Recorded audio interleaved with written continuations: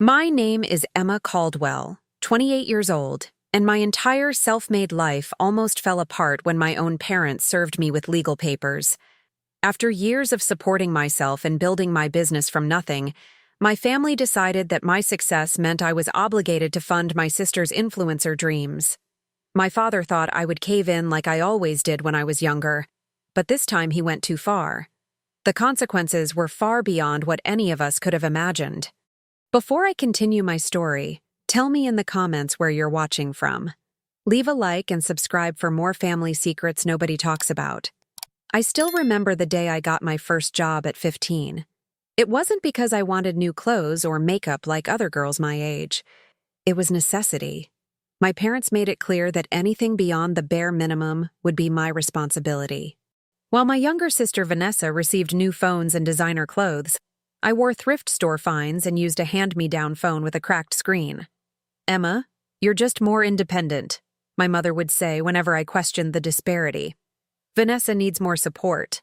This became the mantra of my childhood. I was the strong one, the responsible one, the one who didn't need help. By 16, I was working 30 hours a week at a local cafe while maintaining honor roll grades. My parents never attended my academic ceremonies or sports events, but they never missed Vanessa's dance recitals or social media milestone celebrations. When college application time came, my father sat me down in our suburban Pennsylvania home's kitchen. The yellow walls that once seemed cheerful now felt oppressive as he explained their position. "We've set aside some money for college, but it's mostly for Vanessa. Her career path will require more financial backing," he said matter-of-factly, sipping his coffee. "You're smart. You'll get scholarships." I did get scholarships, but not enough to cover everything. I took out loans and worked 2 jobs while studying business administration. Meanwhile, Vanessa dropped out of community college after 1 semester to focus on building her brand, as my parents nodded approvingly. After graduation, I landed an entry-level position at a marketing firm. I lived in a tiny apartment with 3 roommates, ate ramen most nights, and put every spare dollar toward my student loans. During this time, my parents rarely called unless they needed something, usually tech support for Vanessa's growing social media presence. The turning point came 3 years later when I identified a gap in the market for specialized digital marketing services for small businesses. With $5,000 saved and countless sleepless nights, I launched Caldwell Digital Solutions from my apartment's corner desk. The first year was brutal. I worked my day job and built my business during every spare moment. I learned website development through free online courses and practiced digital marketing strategies on pro bono clients to build my portfolio. By year 2, I had enough clients to quit my day job. By year 3, I hired my first employee. Now, 5 years in, Caldwell Digital Solutions employs 15 people and serves over 100 clients across the country. Throughout this journey, my parents remained distant, yet oddly attentive to my growing success. Their calls became more frequent, their tone more interested. They started mentioning my fortunate situation and how family should support each other. Then came the Instagram message from Vanessa that would change everything. "Hey sis, so proud of you. I've been thinking about my influencer career and really need to take it to the next level. Was hoping you could invest about $50K for a content house, professional equipment, and a publicity team. It's basically a loan until I start getting those big brand deals. Let me know." I stared at my phone in disbelief. $50,000? For a content house? Vanessa had 3,000 followers after 4 years of building her brand. Her content consisted mainly of outfit photos and makeup tutorials that mimicked more successful influencers. I crafted a careful response explaining that while I supported her dreams, I couldn't invest that amount in her influencer career. I suggested smaller steps, creating a business plan, finding her niche, and building authentic engagement before seeking major investment. Her reply was swift and cold. "Wow, guess success made you selfish. Mom and Dad were right about you." The next day, my parents called. They didn't ask how I was doing or what was new in my life. Instead, they launched into a lecture about family obligations and how I owed it to Vanessa to help her succeed. "She just needs the same chance you had," my mother said, conveniently forgetting the years I spent working multiple jobs. "We always knew you'd be successful, Emma. That's why we pushed you to be independent," my father added, rewriting history in real time. The conversation ended with my father's ominous words. "You'll regret turning your back on family. We've supported you your whole life." I hung up, feeling confused and angry. What support were they referring to? The support of making me work since 15? The support of making me pay for my own education? The support of never showing up for my achievements? Little did I know, this was just the beginning of a family battle that would test everything I had built and believed in. 3 days after that disturbing phone call, I was in the middle of a client meeting when my assistant interrupted with an urgent message. Someone was waiting for me in the reception area with legal documents that required immediate attention. I excused myself, apologized to my clients, and walked to the front of our office space. There stood a courier holding a thick manila envelope. With shaking hands, I signed for it and retreated to my office to examine the contents. The document's heading made my stomach drop. Petition for financial support and compensation. The plaintiffs, Robert and Diana Caldwell, my parents. They were suing me for $150,000, claiming they had made significant sacrifices and investments in my upbringing and career, entitling them to financial compensation now that I was successful. The legal language was cold and calculating, but the personal statement attached was what truly broke me. My parents claimed they had strategically fostered independence in me as an investment in future returns. They detailed how they had allowed me to work during high school to build character, and how they had encouraged me to seek scholarships and loans to develop financial responsibility. According to their twisted narrative, everything I had perceived as neglect or favoritism was actually a calculated parenting strategy to make me successful, a success they now claimed partial ownership of. I called my friend Leah, who had been by my side since college. Unlike my family, she had actually supported me through the hardest times, even helping me pack orders during my business's early days. "They're claiming they deliberately created adverse conditions to make you successful?" Leah asked incredulously after I explained the situation. "That's like claiming you deliberately don't water a plant so it will learn to survive in the desert." Apparently, making me work at 15 while buying Vanessa everything she wanted was an investment strategy, I said, unable to keep the bitterness from my voice. Leah came over that evening with takeout and a bottle of wine. As we sat in my apartment, a place I was finally proud of after years of struggling, I showed her the complete lawsuit. Beyond the initial $150,000 compensation claim, my parents were also seeking 15% of my business profits in perpetuity as return on their parental investment, and a structured payment plan of $8,000 monthly to fund Vanessa's career development. "This can't be legal," Leah said, setting down her glass. "You can't retroactively claim your parenting was an investment strategy. My lawyer says it probably won't hold up in court, but fighting it will be expensive and public. They're counting on me paying them off to avoid the scandal." What my parents didn't understand was that years of self-reliance had given me one crucial trait: resilience. I decided that night I would fight this lawsuit, not just for my own sake, but for anyone who had ever been manipulated by family members who felt entitled to their success. The next morning, I called the best family law attorney in Philadelphia, Katherine Jenkins. Her reputation for handling complex family financial disputes was exactly what I needed. During our first meeting, Katherine took meticulous notes as I recounted my upbringing. I brought bank statements showing every penny I had earned since I was 15, loan documents for my education, and records of the minimal support my parents had provided. "Your parents' case has significant weaknesses," Katherine said after reviewing everything. "But what concerns me is their characterization of their parenting as a deliberate strategy. It's manipulative, but some judges might find it compelling." She advised me to prepare for discovery, the legal process where both sides exchange information and evidence before trial. This would include financial records, communications with my parents, and potentially even testimony from people who knew us during my childhood and early career. They'll try to paint themselves as strategic parents who made tough choices for your benefit, Catherine warned. We need to show the reality, that they favored your sister and left you to fend for yourself, only to come after your money once you succeeded despite their neglect. Over the next few weeks, I gathered evidence. Old birthday cards with minimal effort compared to the lavish gifts Vanessa received. Photos showing the disparity in our treatment. Text messages from recent years where my parents only reached out when they needed something. I also collected statements from former teachers, neighbors, and family friends who had witnessed the favoritism firsthand. Many were reluctant to get involved in a family dispute, but some agreed to provide written statements about what they had observed.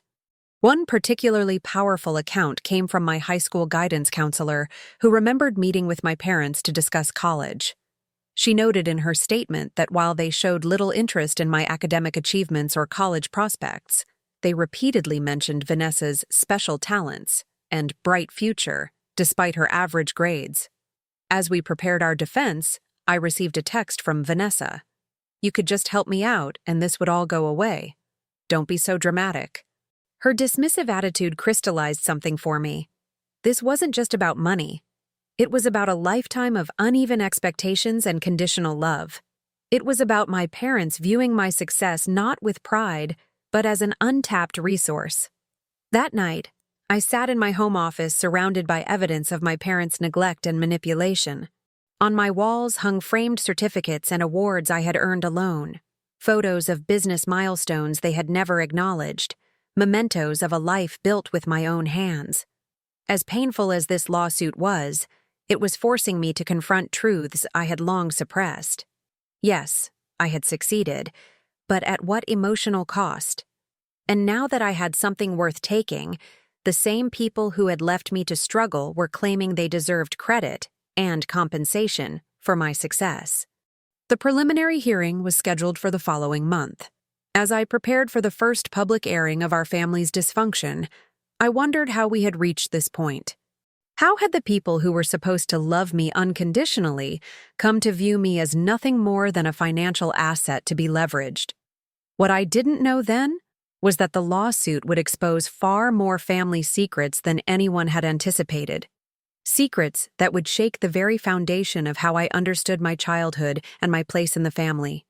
The weeks leading up to the preliminary hearing were a whirlwind of legal preparations and emotional turmoil.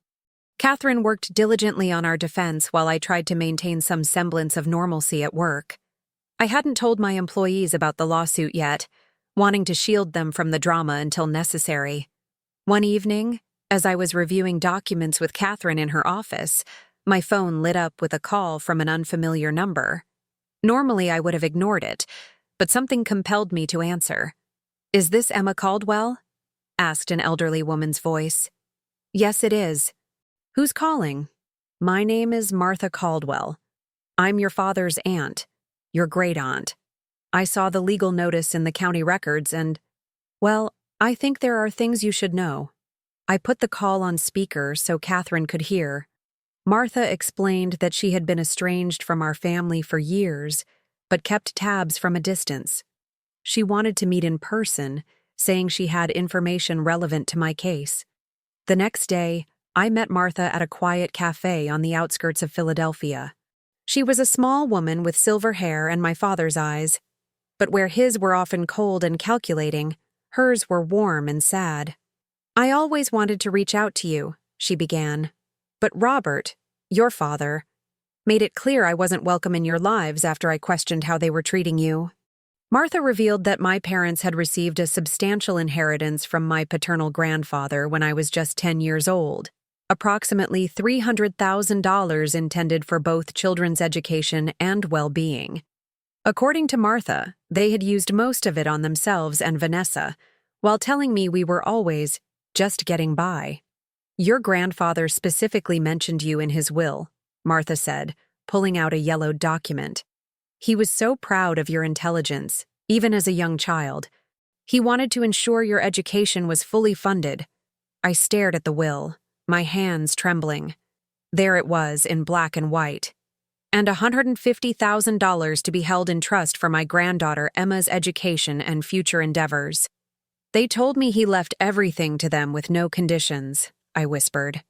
They made me work through high school and take out loans for college while sitting on money that was specifically meant for me. Martha nodded sadly. That's why I couldn't stay silent when I saw the lawsuit. They're not just being opportunistic now. They've been taking from you your entire life. I brought this bombshell information to Catherine, who immediately filed for expanded discovery to include my parents' financial records from the past 20 years. The judge granted our request despite my parents' attorney's objections. 2 days later, my father called, his voice tightly controlled but unmistakably anxious. Emma, this has gone far enough. We're prepared to drop the lawsuit if you'll agree to a smaller private arrangement for your sister. Like the arrangement where you used my inheritance to fund her childhood while making me work for everything? I asked. The line went silent for several seconds. Martha had no right to interfere in family matters, he finally said, confirming my great-aunt's story without explicitly admitting to anything. We did what we thought was best. Vanessa needed more support, and you were always capable of taking care of yourself. Did Grandpa think that too when he left money specifically for my education? Money I never saw a penny of? Another long pause. We should discuss this as a family, not through lawyers. We're way past that, Dad. I'll see you in court. The preliminary hearing was scheduled for a Tuesday morning. I arrived with Catherine and Martha, who had agreed to testify about the inheritance. My parents and Vanessa sat on the opposite side of the courtroom, all three avoiding my gaze. As the judge reviewed the initial filings, I noticed my mother repeatedly dabbing at her eyes with a tissue, a performance I had seen many times before when she wanted sympathy. Vanessa was scrolling through her phone until their lawyer nudged her to put it away. The hearing began with my parents' attorney presenting their case, that they had made strategic parenting decisions to foster my independence and business acumen, decisions that had directly contributed to my current success, entitling them to financial compensation. When it was our turn, Catherine was methodical and precise. She presented my bank statements showing that I had been working since 15, loan documents for my education, and records of the minimal support my parents had provided throughout my life. Then came the bombshell. Catherine introduced the inheritance documents provided by Martha, requesting the court to consider my parents' breach of fiduciary duty in managing funds that were legally intended for me. The judge's expression grew increasingly severe as she reviewed the documents. My father whispered urgently to his attorney, who looked increasingly uncomfortable. Your Honor, my parents' attorney began, we were not prepared to address these historical family financial matters, which we believe are irrelevant to the current petition. On the contrary, the judge replied, if the respondent was deprived of funds legally designated for her education and support, it directly contradicts the petitioner's claim of strategic investment in her future success. She ordered a 2-week recess for both sides to prepare arguments regarding the inheritance issue and scheduled a full hearing. As we stood to leave, I finally made eye contact with my mother. For the first time in my life, I saw something new in her expression. Fear. Outside the courthouse, reporters had gathered, somehow catching wind of the unusual family lawsuit. Catherine guided me through with a brief, no comment, but not before a reporter called out, Ms. Caldwell, how does it feel to be sued by your own parents? That evening, alone in my apartment, I allowed myself to truly feel the magnitude of what had happened. The inheritance revelation wasn't just about money. It was about years of gaslighting, of being made to feel guilty for needing anything, of watching Vanessa receive everything while I worked myself to exhaustion. My phone buzzed with a text from Vanessa. This is getting out of hand. You're really going to air all our family's dirty laundry because you can't help me out a little? I didn't respond. There was nothing to say to someone who still couldn't see the fundamental injustice of the situation. Instead, I called Martha and thanked her again for coming forward. I should have done it years ago, she said, regret heavy in her voice. Your grandfather would be so proud of what you've built, Emma, and he would be furious about how they've treated you. For the first time since this ordeal began, I felt a sense of validation. I wasn't crazy for feeling that my treatment had been unfair. I wasn't selfish for protecting what I had built. And I wasn't alone anymore. I had truth on my side. And finally, someone from my own family who was willing to stand up for me. As I prepared for the full hearing, I knew this fight wasn't just about the current lawsuit anymore. It was about reclaiming the narrative of my life from those who had tried to exploit it for their own gain. The 2 weeks before the full hearing passed in a blur of depositions, document reviews, and emotional revelations. Catherine's team uncovered bank records showing that not only had my parents used my inheritance for their own purposes, but they had also taken out a second mortgage on their house 3 years ago to fund Vanessa's brand development, a series of failed attempts to launch her influencer career. Their financial situation was far worse than I had imagined. They had depleted not just my inheritance, but also most of their retirement savings and home equity on Vanessa's various endeavors. A clothing line that never launched, a podcast that recorded only 3 episodes, a beauty blog that garnered minimal traffic, and most recently, attempts to establish herself as a lifestyle influencer. During this discovery process, I was deposed by my parents' attorney, a slick man named Gerald Thompson who specialized in family financial disputes. For 6 grueling hours, he tried to paint me as an ungrateful daughter who had benefited from my parents' tough love approach. "Isn't it true, Ms. Caldwell?" he asked with a smug smile, "that the independence you were forced to develop directly contributed to your business success?" "Being neglected isn't the same as being taught independence," I replied steadily.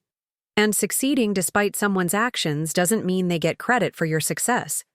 Thompson shifted tactics, asking about specific instances where my parents had provided any support, driving me to school events, attending parent-teacher conferences, helping with homework. With each question, I had to admit they had performed these basic parental duties, but Catherine objected when he tried to characterize these minimal efforts as exceptional support. "Meeting the basic requirements of parenthood doesn't constitute an investment strategy," Catherine interjected during one particularly leading question. The most difficult moment came when Thompson produced photos from family vacations, attempting to show a normal, loving family. What he didn't realize was that those same photos reinforced my case. In nearly every image, Vanessa was centered, often with our parents' arms around her, while I stood slightly apart, sometimes literally in the background. Catherine noted this pattern and requested all family photos be submitted as evidence, confident they would actually support our narrative of consistent favoritism. 3 days before the hearing, I received an unexpected visitor at my office. My assistant buzzed to say my mother was in the reception area, insisting on seeing me. Against my better judgment, and Catherine's advice to avoid direct contact, I agreed to a brief meeting. My mother looked older than she had in court, the carefully applied makeup not quite hiding the stress lines around her eyes. She sat awkwardly on the edge of the chair across from my desk, glancing around at the awards and client testimonials displayed on my walls. "You've done well for yourself," she said, as if noticing my accomplishments for the first time. "What do you want, Mom?" I asked, keeping my voice neutral. She sighed, twisting her wedding ring nervously. "We never meant for things to go this far. The lawsuit, it was your father's idea. He thought you would settle quickly rather than fight it. So you didn't actually believe you deserved compensation for your strategic parenting?" I couldn't keep the sarcasm from my voice. "Emma, you have to understand, we're in financial trouble. The second mortgage, Vanessa's projects, none of it paid off like we expected. And whose fault is that? You invested everything in Vanessa, including money that was legally mine. And now you're facing the consequences of those choices." She leaned forward, lowering her voice. "Your father doesn't know I'm here. I came to ask, would you consider a private settlement? Drop the inheritance issue, and we'll drop the lawsuit. We could say we reconciled as a family." I stared at her in disbelief. "You still don't get it, do you? This isn't just about money anymore. It's about accountability. It's about acknowledging what you did. What we did was raise 2 daughters the best way we knew how." Her composure cracked. "Maybe we made mistakes, but what parent doesn't? There's a difference between making mistakes and systematically favoring one child while exploiting the other. You took money specifically left for me and used it on yourselves and Vanessa. That's not a parenting mistake. That's theft. My mother's face hardened. You always were difficult. Always questioning. Always comparing. Vanessa accepted her place in the family. Why couldn't you? Her words confirmed what I had suspected my entire life, but had never heard stated so plainly. There was a hierarchy in our family, and I was at the bottom of it. I think you should leave, I said quietly. She stood, straightening her jacket with dignity she hadn't earned. This hearing will destroy what's left of our family. Is that what you want? I met her gaze directly. Our family was destroyed long ago. I'm just finally acknowledging it. After she left, I sat in my office for a long time, staring out the window at the Philadelphia skyline. The city lights blurred as tears filled my eyes, not for the family I was losing, but for the child I had been, always trying to earn love that should have been freely given. That night, I received an email from an unexpected source. My high school English teacher, Mrs. Wilson. She had somehow heard about the lawsuit and wrote to offer her support, sharing memories of how I had worked on homework during lunch breaks because my after-school hours were filled with my job. She recalled conversations where I expressed anxiety about college costs while mentioning that my sister's future was already taken care of. Her email concluded, I always wondered why such a bright, hard-working young woman had so little family support. Now I understand, and I'm proud of you for standing up for yourself. Her words gave me strength. I forwarded the email to Catherine, who added Mrs. Wilson to our potential witness list. The day before the hearing, I visited Martha again. She had been going through old family photos and letters, finding more evidence of my grandfather's intentions for his estate. She showed me a letter he had written to my father shortly before his death, explicitly stating his wish that the money be used for both grandchildren's futures. He would have been heartbroken to see how things turned out, Martha said, her hand covering mine, but so proud of what you've accomplished on your own. As I drove home, I realized something important. Regardless of the hearing's outcome, I had already gained something precious, the truth. For years, I had internalized the narrative that I was somehow less deserving, that my independence was a natural character trait rather than a survival mechanism forced upon me. Now I understood that the dynamics in my family had never been my fault. With this clarity came a surprising sense of peace. I was ready to face my parents in court, not with the desperate need for validation I had carried throughout my childhood, but with the quiet confidence of someone who finally knows her own worth. The morning of the hearing arrived with a media presence I hadn't anticipated. Apparently, a case where successful self-made entrepreneur is sued by her own parents made for compelling news. Catherine had warned me about this possibility and advised me to remain composed and professional regardless of provocation. Remember, she said as we walked up the courthouse steps through a gauntlet of reporters, they want emotional reactions. Don't give them one. Inside, the courtroom was nearly full. In addition to journalists, several of my employees had come to show support, along with Leah and a few other close friends. On the plaintiff's side sat my parents, Vanessa, and a couple of family friends I barely recognized. The proceedings began with Judge Marion Wells establishing the scope of the hearing. She explained that while the original lawsuit claimed compensation for strategic parenting, the case had expanded to include the question of misappropriated inheritance funds. My parents' attorney presented their case first, painting a picture of dedicated parents who had carefully cultivated independence in their older daughter, while providing necessary support to their younger daughter, based on their different personalities and needs. The Caldwells recognized early on that Emma had natural drive and ambition, Thompson argued, while Vanessa required more nurturing and financial support to develop her potential. These weren't acts of favoritism, but tailored parenting approaches that benefited both children according to their unique requirements. He presented testimonials from family friends who described my parents as devoted and attentive, though under cross-examination, most admitted they had limited knowledge of our family's private financial arrangements. When my father took the stand, He spoke confidently about their parenting philosophy. We always believed in preparing our children for the real world. For Emma, that meant developing self-reliance and work ethic. For Vanessa, that meant encouraging her creative talents. Catherine's cross-examination was methodical and devastating. She walked my father through the timeline of my grandfather's inheritance, having him confirm receipt of the funds when I was 10 years old. "And where was this money deposited, Mr. Caldwell?" she asked. "Into our family account," he replied, shifting uncomfortably. "Not into a trust account for Emma, as specified in your father's will. We considered the family account to be a kind of trust. We made decisions for the benefit of the entire family." Catherine displayed bank statements showing large withdrawals coinciding with family vacations, home renovations, and eventually, Vanessa's various business ventures. "Did Emma ever receive any direct benefit from her inheritance?" Catherine asked. "She benefited from living in our home, from the family vacations, from—" "Let me be more specific," Catherine interrupted. "Did any portion of the $150,000 left specifically for Emma's education get used for her college tuition or expenses?" My father hesitated, then answered, "We believed Emma would qualify for scholarships," which she did. "That wasn't my question, Mr. Caldwell. Did any of Emma's inheritance go toward her education?" "No," he finally admitted. "But we were acting in what we believed were her best interests. By making her work 30 hours a week during high school while using her inheritance to fund family vacations and her sister's projects."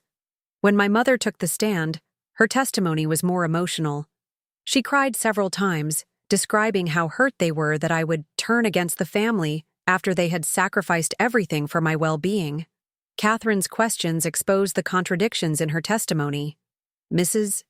Caldwell, you stated that you sacrificed everything for Emma, yet records show she has been financially self-sufficient since age 15. What exactly did you sacrifice?" By the time it was my turn to testify, the courtroom atmosphere had shifted noticeably. I spoke calmly about my experiences, describing how I had worked throughout high school and college, taken out student loans, and built my business without family support. "Did you resent having to work while your sister didn't?" Thompson asked during cross-examination. "I didn't resent the work," I replied honestly. "I resented being told it was because we couldn't afford things for me, while watching my sister receive everything she wanted. I resented discovering that money specifically left for my education was being used for other purposes, without my knowledge or consent." Martha's testimony about my grandfather's intentions was particularly powerful. She produced additional correspondence showing he had specifically wanted to ensure both grandchildren would have educational opportunities without financial burden. The most surprising testimony came from an unexpected witness, my father's former business partner, David Mercer. Catherine had located him during our preparation, and he revealed that my father had approached him for investment in Vanessa's projects multiple times, admitting they had redirected my inheritance because they believed Vanessa had more marketable talents. "He specifically told me that Emma would be fine on her own," David testified. "But Vanessa needed the financial boost to succeed." By the final day of the hearing, the narrative had completely shifted. What had begun as my parents suing me had transformed into an examination of their breach of fiduciary duty and potential misappropriation of inherited funds. In closing arguments, Thompson attempted to refocus on the original claim, arguing that regardless of past financial decisions, my parents' approach had objectively contributed to my success, and therefore entitled them to some compensation. Catherine's closing was brief but impactful. "Your Honor, this case began as an unprecedented attempt by parents to claim financial compensation for basic parenting. It has revealed instead a troubling pattern of favoritism, financial mismanagement, and breach of fiduciary duty. The respondent, Emma Caldwell, didn't succeed because of her parents' strategic neglect. She succeeded despite their active undermining of her financial foundation. Far from being owed compensation, the evidence suggests they may actually owe her restitution for the misappropriated inheritance. Judge Wells announced she would take the weekend to review all evidence before delivering her ruling the following Monday. As the court adjourned, a reporter approached me for comment. "Ms. Caldwell, how do you feel about the possibility that your parents might end up owing you money instead of the other way around?" I paused, aware that my answer would likely be quoted. This case was never about money for me. It was about truth and accountability. I hope the court's decision reflects those values. Outside the courthouse, I spotted Vanessa standing alone, looking uncharacteristically subdued. Our eyes met briefly, and for a moment, I thought she might approach me. Instead, she turned away to join our parents at their car. That weekend was the strangest I had experienced. After months of stress and preparation, the sudden quiet felt almost unsettling. Leah stayed with me, knowing I shouldn't be alone with my thoughts.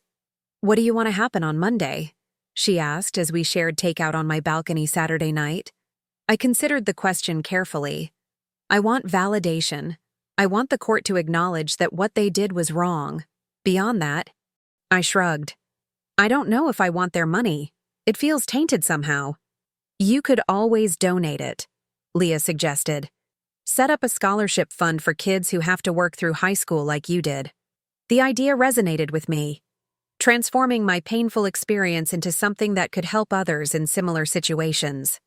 Sunday night, I received a text from a number I didn't recognize.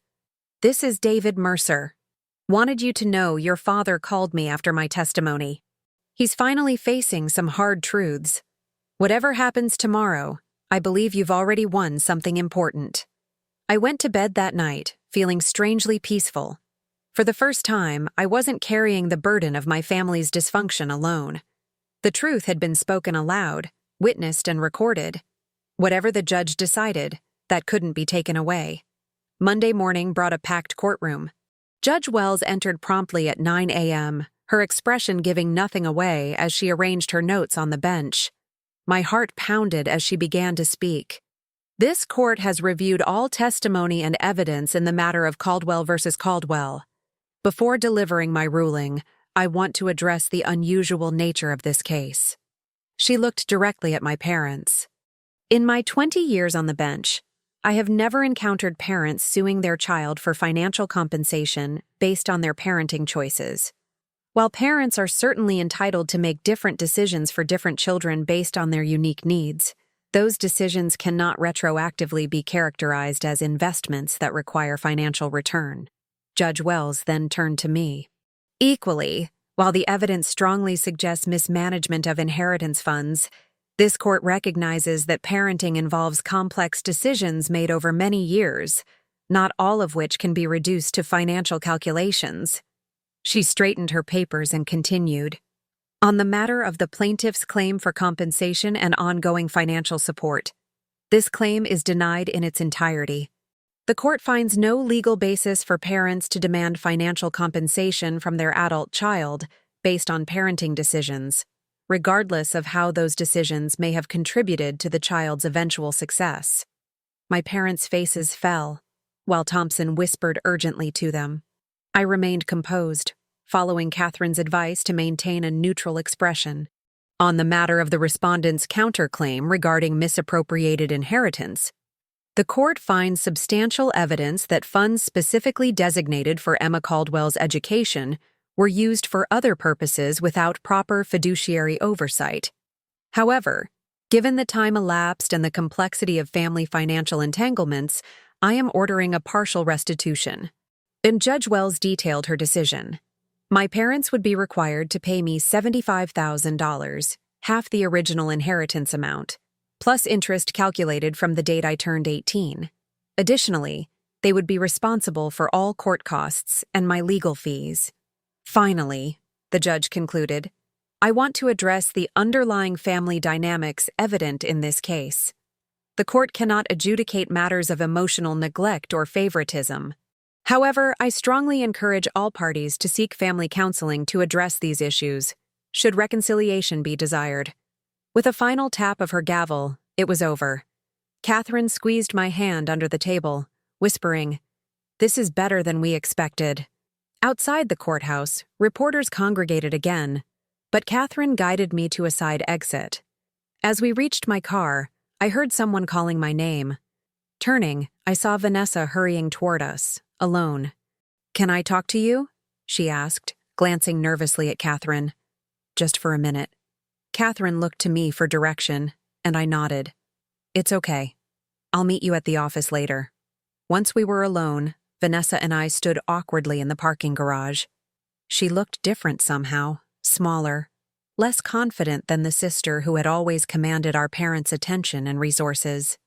"I didn't know," she finally said, her voice barely audible. "About the inheritance. About how they made you pay for everything. I swear, Emma, I thought that's just how they were with you because you were different. More independent." I studied her face, searching for signs of manipulation or insincerity, but found only confusion and what appeared to be genuine distress.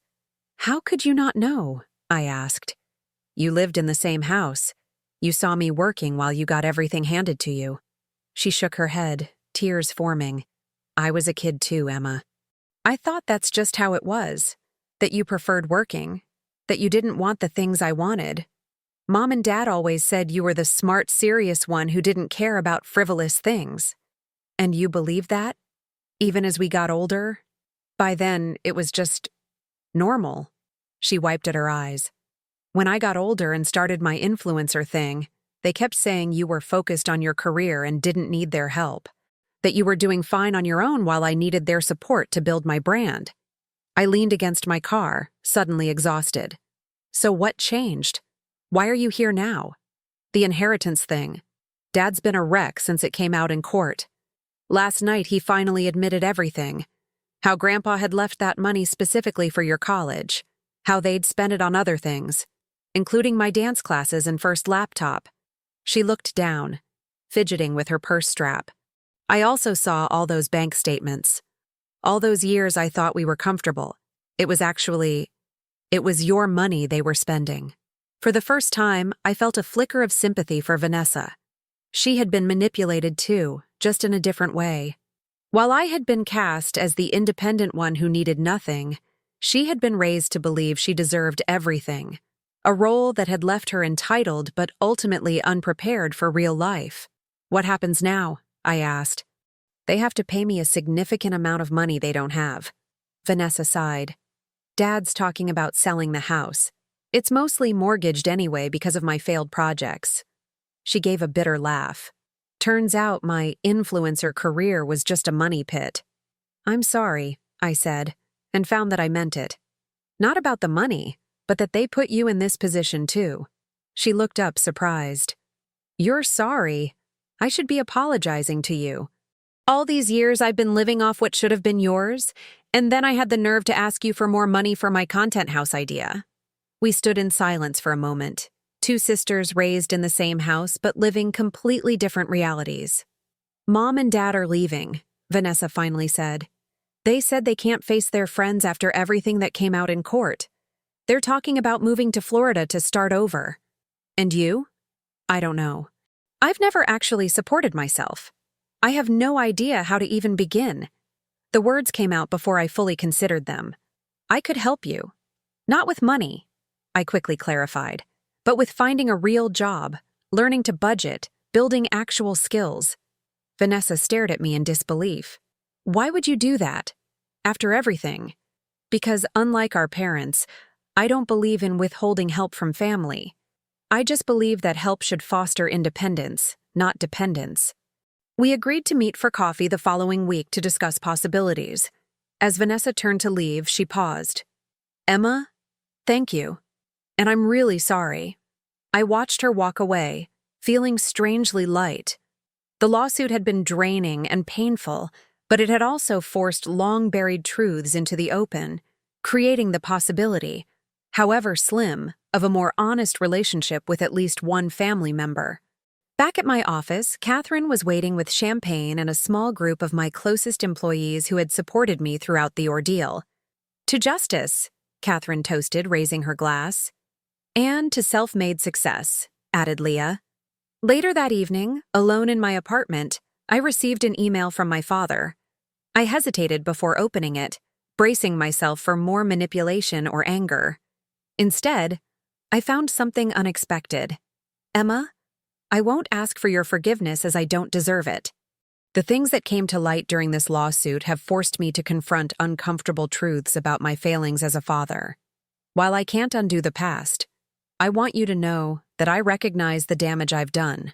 Your mother and I are moving to Florida next month. We've put the house on the market and will use the proceeds to pay what the court has ordered. I've also located your grandfather's pocket watch, which he intended for you to have. Vanessa will bring it when she sees you.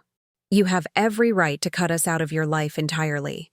Should you ever decide you want any form of contact, the decision will be entirely yours and on your terms. Robert Caldwell. No excuses, no attempts to rewrite history, no emotional manipulation. Just a simple acknowledgement of wrongdoing and acceptance of consequences. It wasn't an apology, but it was perhaps the most honest communication I had ever received from my father. I didn't respond that night.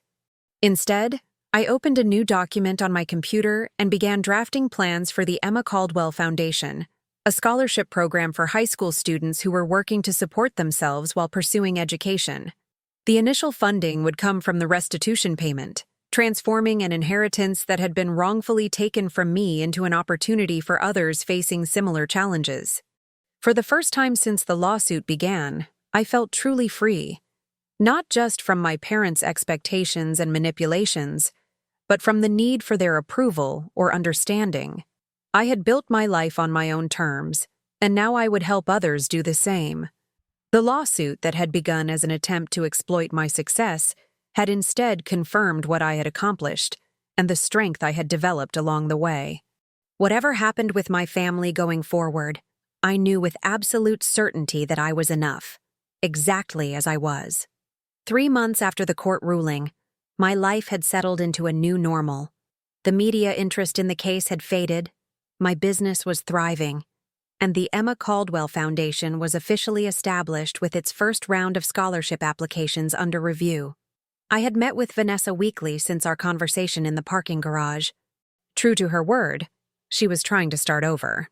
She had taken an entry-level position at a local marketing agency, ironically, much like the job I had started with years ago, and was living in a modest apartment with a roommate for the first time in her life. Our coffee meetings were awkward at first, filled with careful conversation and unspoken tension. Gradually, we began to develop something that, while not quite sisterly closeness, was at least an honest relationship based on who we actually were rather than the roles we had been assigned in our family. "I got my first paycheck today," she announced during one of our meetings, proudly showing me the direct deposit notification on her phone. "It's not much, but it's mine. I earned it. That's a good feeling, isn't it?" I smiled, remembering my own first legitimate paycheck at 15. "It is. I never understood before." She stirred her coffee thoughtfully. "The weird thing is, I don't hate the job.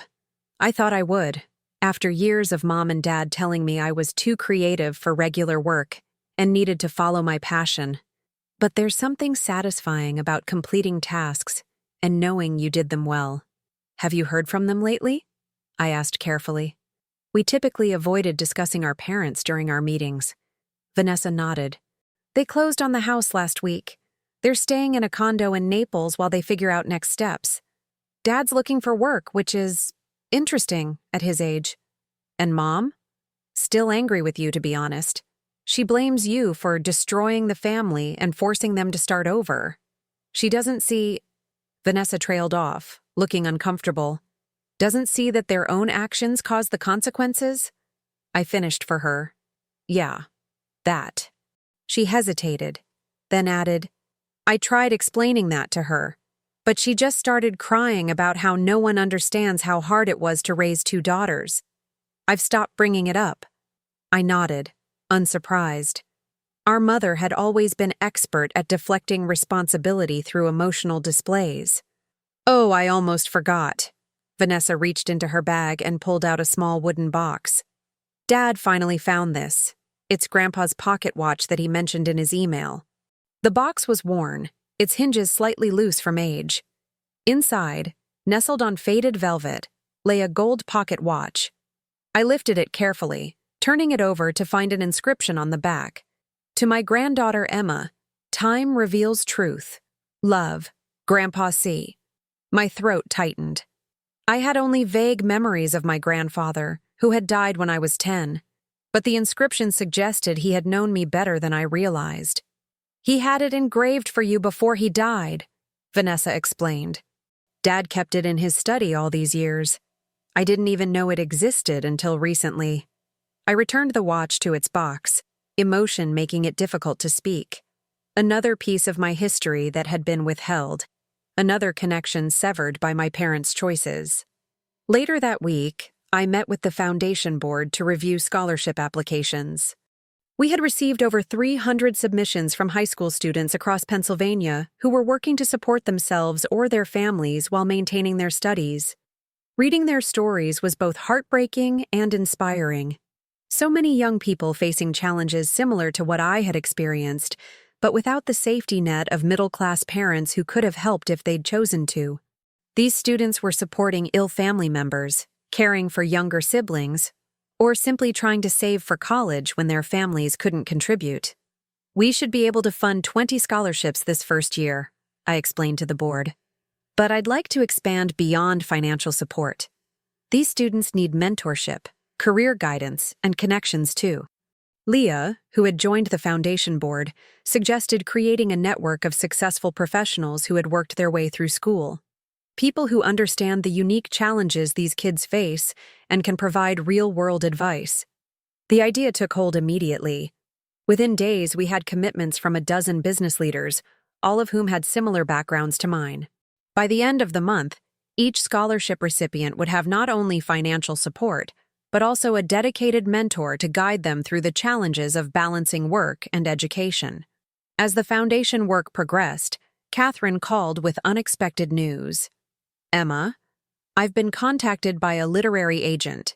Your story has resonated with a lot of people, and they're interested in a potential book about your experience and the Scholarship Foundation. My immediate reaction was hesitation. I'm not sure I want to revisit all of that in such a public way. I understand, Catherine said, but consider this. Your story isn't just about family dysfunction.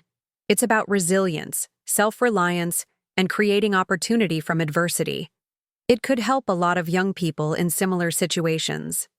I promised to think about it, and found myself returning to the idea repeatedly over the next few days. If my experience could provide both inspiration and practical guidance for others, perhaps there was value in sharing it more widely. That weekend, I visited Martha at her home in the suburbs. Since the trial, we had developed a warm relationship, filling in the gaps of family history that had been hidden from me. She had become the family connection I had always craved, honest, supportive, and genuinely proud of my accomplishments. I showed her the pocket watch and told her about the book proposal. Your grandfather would be pleased, she said, running her finger over the inscription. He valued truth above all else. It's why your father and he were often at odds. Robert preferred comfortable fictions to difficult realities. Did you know my grandfather had this engraved for me? I asked. Martha nodded. He had a sense about people, even children. He saw your determination early on. He used to tell me, that girl has an old soul. She'll need to be strong, and she will be. I felt tears forming.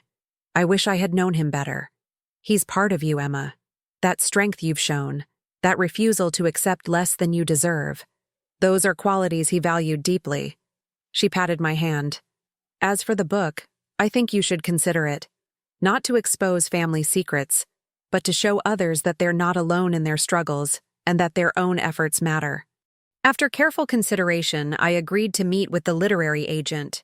We discussed a book that would combine memoir with practical advice for young people facing similar challenges, how to balance work and education, build professional skills early, find mentors, and create opportunities where none seem to exist. The goal isn't to dwell on what was done to me, I explained to the agent. It's to focus on what I did in response and how others can advocate for themselves. As the project took shape, I received an unexpected email from my mother, the first direct communication since the trial. Emma, I've been doing a lot of thinking since we moved to Florida. Your father seems to have found some peace in accepting responsibility for his actions, but I've struggled more with that concept. Yesterday, I was at the grocery store and saw a young girl, maybe 16, in a cashier's uniform. She looked exhausted, but was being so professional and polite to everyone. It hit me suddenly that this was you at that age, working adult hours while still a child, taking on responsibilities that should have been ours. For the first time, I truly saw our family from your perspective, and I was ashamed. We failed you, not just financially but emotionally. We taught you that your worth was tied to your usefulness and independence, while showing Vanessa that she was valued simply for existing. I don't know if there's any way forward for us as mother and daughter. Perhaps too much damage has been done. But I wanted you to know that I finally understand, and I am deeply sorry for my role in your pain. Diana. I read the email several times, uncertain how to respond or even if I should. Unlike my father's previous message, this one acknowledged not just the financial wrongs, but the emotional harm as well. It was the closest thing to a genuine apology I had ever received from my mother. After careful thought, I composed a brief reply. Thank you for your email. I appreciate your reflection and acknowledgement. I'm not ready for direct contact yet, but I'm glad to hear you're gaining new perspective. The Scholarship Foundation is doing well, and Vanessa is making positive changes in her life. I wish you peace in your new beginning. It wasn't forgiveness exactly, but it was an acknowledgement of her effort to understand. A small opening that might someday lead to something more. As spring turned to summer, the foundation awarded its first round of scholarships.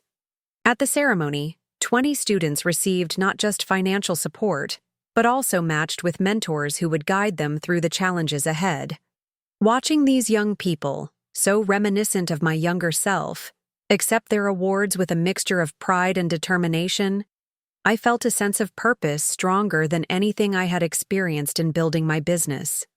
I had transformed my painful past into something that would create a different future for others facing similar challenges.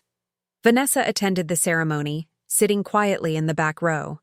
Afterward, she approached one of the scholarship recipients, a young woman who was working as a barista while finishing high school and caring for her younger siblings. I was just telling Emma's sister that I can't believe someone created a program specifically for students like me, the girl told me when I joined them. Everyone else just sees my grades and attendance record. No one sees the work I do before and after school. Emma sees it, Vanessa said, with a sincerity that surprised me. She's always seen what others miss. Later, as we shared a celebratory dinner with the foundation board, Leah raised her glass in a toast. To Emma, who turned adversity into opportunity, not just for herself, but for generations to come. As applause filled the restaurant, I looked around at the life I had built. Meaningful work, genuine friendships, and now a foundation that would create opportunities for others. The journey hadn't been easy, but it had led me exactly where I needed to be. 1 year after the court ruling, I stood at the podium of a conference center in downtown Philadelphia, preparing to address the inaugural Emma Caldwell Foundation Leadership Summit. Before me sat 200 high school and college students, all of whom had faced significant obstacles in their educational journeys while working to support themselves or their families. The foundation had grown beyond my initial vision. What had started as a scholarship program had evolved into a comprehensive support system offering financial aid, mentorship, leadership training, and professional networking opportunities. We had expanded from Pennsylvania to 3 additional states, with plans for nationwide reach within 5 years. Looking out at all of you today, I began, I see determination, resilience, and potential. Each of you has already demonstrated extraordinary commitment by balancing work and education under challenging circumstances. You've learned lessons in responsibility and self-reliance that many adults never master. I paused, looking at the faces before me. Young people who reminded me so much of myself at their age, but who now had something I never did. A community of support that understood their unique challenges. Society often tells us that success is about individual effort alone, pulling yourself up by your bootstraps. But that narrative ignores the reality that some people start without boots. What we're creating together through this foundation is a support system that acknowledges your extraordinary efforts while providing the resources and connections that might otherwise be unavailable to you. Throughout the 3-day summit, these remarkable young people participated in workshops on financial literacy, career planning, networking, and leadership development. They connected with successful professionals from various fields who had once walked similar paths. Most importantly, they found a community where their experiences were understood and valued. On the final evening, we held a dinner celebrating their accomplishments. To my surprise, Vanessa had volunteered to help organize the event and was now moving confidently among the tables, ensuring everything ran smoothly. The past year had brought unexpected changes in our relationship. After 6 months at the marketing agency, Vanessa had discovered a genuine talent for event planning and coordination. When I mentioned the foundation needed someone to organize the summit, she had hesitantly offered her services. Working together on the project had given us a new context for our relationship, one based on mutual respect rather than the competitive dynamic our parents had fostered.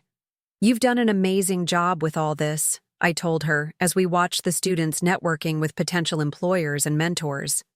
"Thanks," she said, checking something off her clipboard. "It's nice to be good at something real, you know? Something with actual value beyond how many likes it gets." "Mom and Dad would be proud," I said, then immediately regretted the words. We rarely discussed our parents. Vanessa gave me a knowing look. "No, they wouldn't. They'd be asking why I'm working for your foundation instead of having my own influencer empire by now." She smiled to soften the words. "But I'm proud of me, and that's what matters." Our parents had remained in Florida, maintaining minimal contact. My father occasionally sent brief, formal emails inquiring about major life events.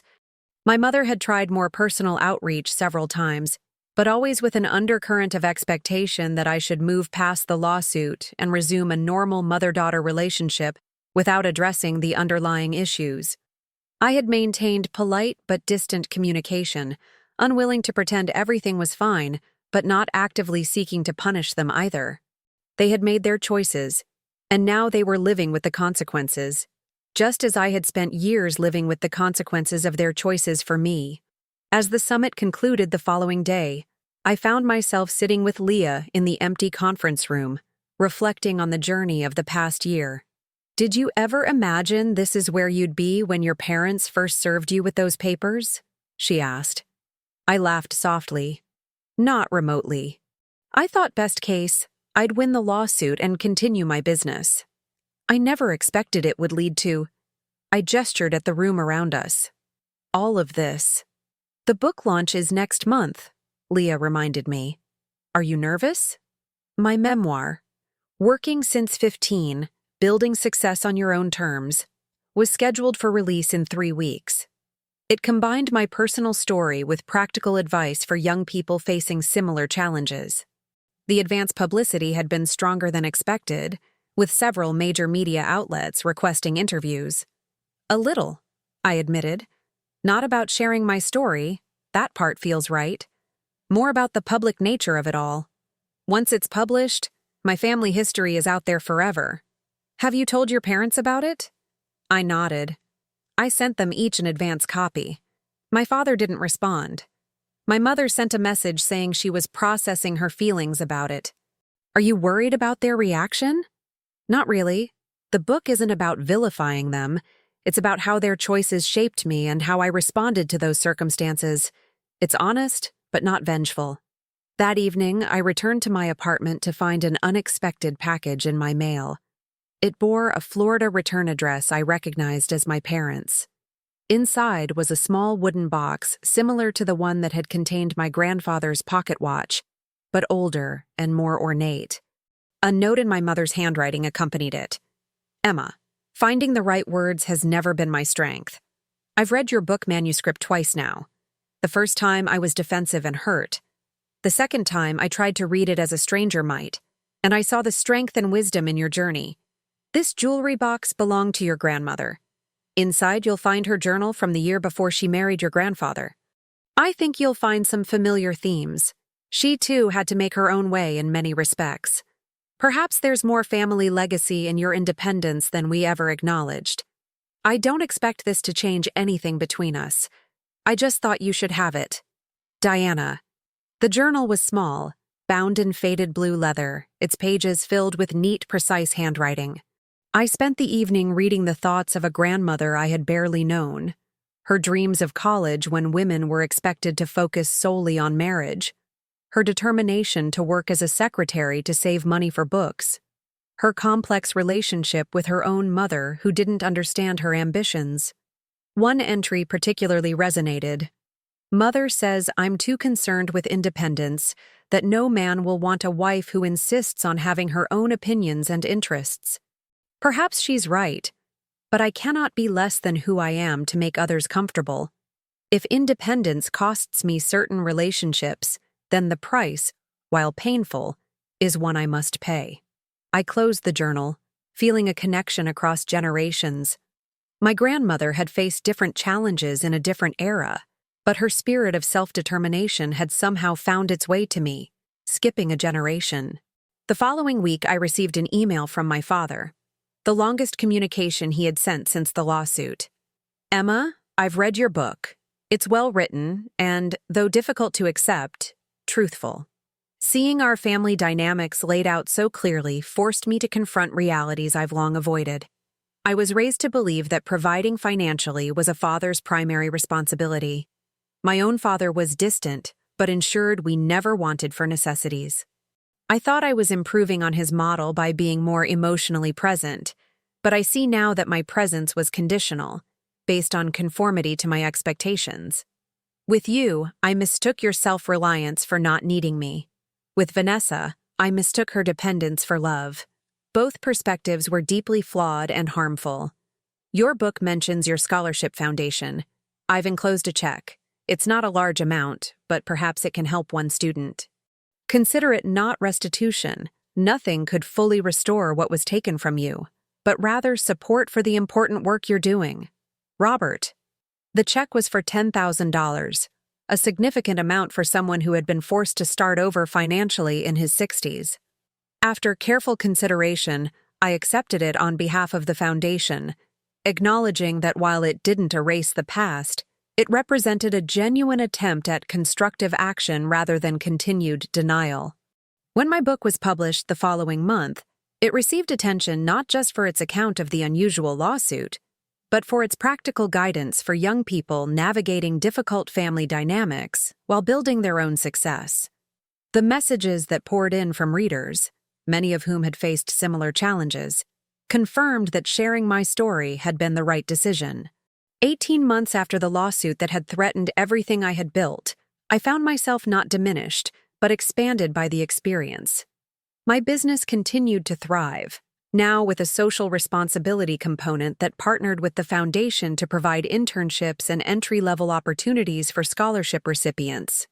My relationship with Vanessa had evolved into something I never could have imagined, a genuine friendship based on who we actually were rather than the roles we had been assigned.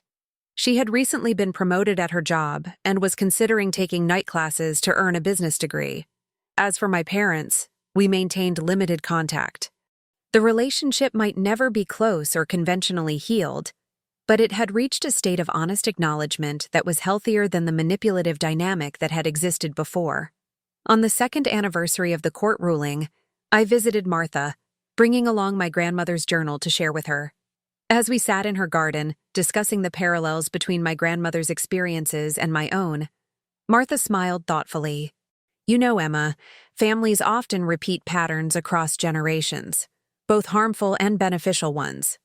What matters is recognizing those patterns and making conscious choices about which ones to break and which to nurture.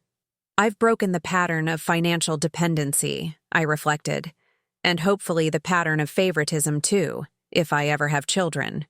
You've done more than break negative patterns, Martha said, patting my hand. You've created new, positive ones through your foundation. That's the truest form of healing, not just overcoming your own wounds, but helping prevent similar wounds in others. That evening, I stood on the balcony of my apartment, looking out at the city lights. The journey from that first shocking legal notice to where I stood now had been painful and challenging, but ultimately transformative. I had learned that family is not just about blood relations or legal obligations. It's about who shows up, who supports your growth, who tells you the truth with love. I had found that family in friends like Leah, in mentors like Catherine, in Martha's wisdom, and even, in a new and unexpected way, in Vanessa. Most importantly, I had learned that our past shapes us, but need not define us. The same independence that had been forced upon me as a child had become my greatest strength as an adult. The financial self-reliance that began as necessity had evolved into a powerful tool for helping others. The lawsuit that had been intended to exploit my success had instead catalyzed its most meaningful expansion. In attempting to claim ownership of my achievements, my parents had inadvertently set me free to discover the full extent of what those achievements could become. Not just personal success, but a legacy of opportunity for others. Working since 15 had taught me resilience. Building my business from nothing had taught me determination. And this challenging family journey had taught me perhaps the most valuable lesson of all, that our greatest power lies not in what happens to us, but in what we choose to do about it.